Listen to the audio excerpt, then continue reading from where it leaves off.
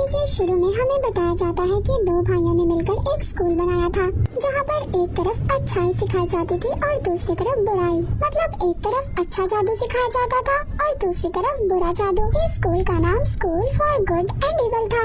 अब ये स्कूल जिन दो भाइयों का था वो आपस में अपने जादू से लड़ रहे थे, मगर यहाँ पर सिर्फ वो अपने जादू की प्रैक्टिस कर रहे थे। बाद में पता चलता है कि जो बुरे वाला भाई था, जिसके पास बुरा जादू था, वो असलियत में अपने अच्छे वाले भाई को नुकसान पहुंचाता है। ये वो जादू इस्तेमाल करता है जो नहीं करना चाहिए था। इसके पास खास किस्म का खून का जादू था, जिसका इस्तेमाल करके ये अपने भाई को बहुत नुकसान पहुंचाता है। और इसी लड़ाई में अच्छे वाला भाई बुरे भाई को ऊंचाई से नीचे गिरा देता है। अब इसके बाद हमें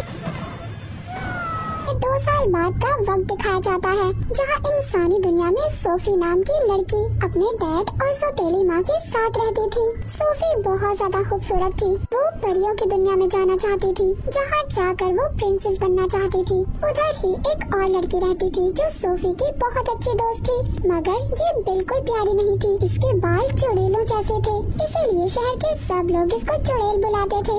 अब ये दोनों बिल्कुल अलग थी, मगर फिर भी इनकी दोस्ती बहुत गहरी थी। अब वो दोनों स्कूल जाती हैं, फिर वो किताबों वाली दुकान पर जाती हैं, जहाँ पर सोफी परियों और प्रिंसेस वाली किताब लेती है, जबकि उसकी दोस्त भूतों और चुड़ैलों वाली किताब लेती है। अब यहीं पर दुकानदार उसको उसी जादुई स्कूल की किताब देती है, जिसे देखकर सोफी उससे पूछती है कि ये स्कूल कहाँ पर है। वो दुकानदार कहती है, मैं नहीं जानती, शायद इस बारे में किसी को भी नहीं पता। ये या तो इसी दुनिया में होगा या फिर कहीं और सारी कहानियाँ भी इसी स्कूल से शुरू हुई थी, जो हम अक्सर किताबों में पढ़ते हैं। वो यहीं से लिखी जाती है, मगर सोफी की दोस्त यकीन नहीं करती। वो दुकानदार बताती है, कुछ सालों पहले हमारे गांव की लड़की को भी इसी स्कूल के